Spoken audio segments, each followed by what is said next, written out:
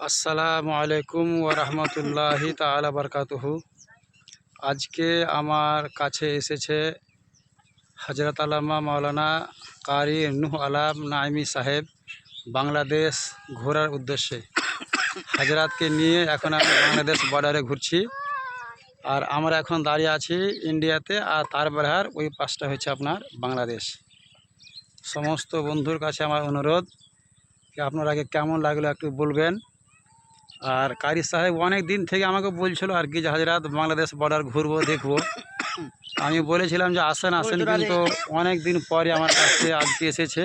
আজকে জোহরে পরে খাওয়া দাওয়ার পরে আজকে আর্মির কাছে পারমিশন নিয়ে আমরা এখন বাংলাদেশ বর্ডারে ঘুরছি, মানে ইন্ডিয়া বর্ডারে। মানে আর্মির বিএসএফের পারমিশন নিতে হবে, না নিলে আপনাকে যদি ঘুরবেন তো গুলি করে দিতে পারে। তার জন্য আমাকে বললো যে আপনারাকে 5 মিনিট সময় দিলাম, 5 মিনিটের মধ্যে এখন আমরা ঘুরে আবার चले যাব। आप कुछ बोलिए। हेलो माय फ्रेंड, मैं आया हूँ मौलाना अलाउद्दीन साहब के पास बांग्लादेश बॉर्डर घूमने के लिए। कुछ मिनट के लिए इजाज़त लिए थे आर्मी से। वक्त ख़त्म होने जा रहा है, अब हम लोग जा रहे हैं। दुआ कीजिएगा। अस्सलाम वालेकुम।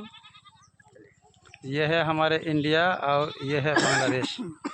देखिए बांग्लादेश की ज़मीन को देखिए, वो लोग गेहूँ लगा रहे हैं, गेहूँ में पानी दे रहे हैं। और हम लोग अभी जो इंडिया में है, कारी साहब हमारे पास घूमने के लिए आए हैं। कारी साहब को लेकर के हम बॉर्डर की तरफ आए हैं घुमाने के लिए, दिखाने के लिए।